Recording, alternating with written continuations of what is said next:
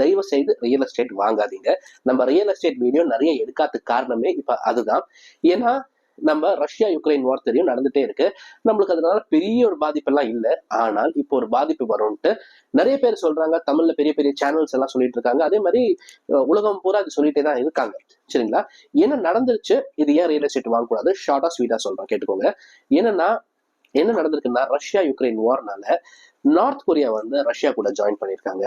Joe Biden இத்தனை நாள் அவங்களோட மிசைல்ஸ் எல்லாம் இருக்கு இல்லைங்களா, டிஃபென்சிவ்க்கு மட்டும்தான் யூஸ் பண்ணும். அமெரிக்கா கொடுக்குற பணம் இது எல்லாமே அதே மாதிரி மிசைல்ஸ் எல்லாமே டிஃபென்சிவ் மட்டும் யூஸ் பண்ண வேண்டிய இடத்துல ஆஃபென்சிவ் யூஸ் பண்ணிக்கோங்கன்னு அவர் தோற்றதுக்கு அப்புறம் சொல்லிட்டாரு.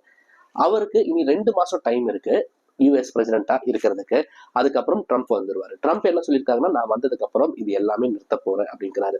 சோ ட்ரம்ப் வந்ததுக்கு அப்புறம் எப்படி இருக்கும்னு நம்மளுக்கு தெரியாது. அதுக்குள்ளார ஒரு பெரிய அலையன்ஸ் ஃபார்ம் ஆயிடுச்சுன்னா தட் மீன்ஸ் இப்பவே நார்த் கொரியன் ட்ரூப்ஸ் ரஷ்யா கூட சேர்ந்திருக்காங்க. நீங்க யோசிச்சு பாருங்க, பாகிஸ்தானும் இந்தியாவும் ஃபைட் பண்ணும்போது பாகிஸ்தான் கூட போய் ஸ்ரீலங்கா சேருது, இந்தியா கூட வந்து பங்களாதேஷ் சேருது. இப்படி எல்லாம் இருந்துச்சுன்னா எப்படி இருக்கும்ட்டு அது பெரிய ஒரு விஷயமா போயிடும்.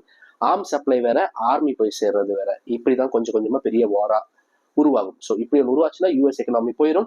யூஎஸ் எக்கனாமி இருந்துச்சுன்னா இந்தியன் ஐடி ஃபீல்டு போயிடும். இந்தியன் ஐடி ஃபீல்டு போயிடுச்சுன்னா நம்மளுக்கு யாருக்கும் சாப்பிட்றது கூட வழி இருக்காது. அவ்வளோ பெரிய விஷயம் நடக்கும். ஸோ 2 மாசம் புதுசா வீடு கட்டிட்டே இருக்கிறவங்க கட்டுங்க, ஃபினிஷ் பண்ணிருங்க. ஆனால் புதுசா இன்வெஸ்ட் பண்ண போறீங்கன்னா ஸ்டாக் மார்க்கெட்லயும் லேண்ட்லயும் ஜஸ்ட் 2 months வெயிட் பண்ணுங்க. டிசம்பர், ஜனவரி, பிப்ரவரியில ட்ரம்ப் வந்ததுக்கு அப்புறம் என்ன நடக்க போகுதுன்னு பார்ப்போம். அதுக்கப்புறம் இன்வெஸ்ட்மெண்ட் ஆஸ் யூஷுவல் ஜாலியா என்ஜாய் பண்ணிட்டே இருங்க.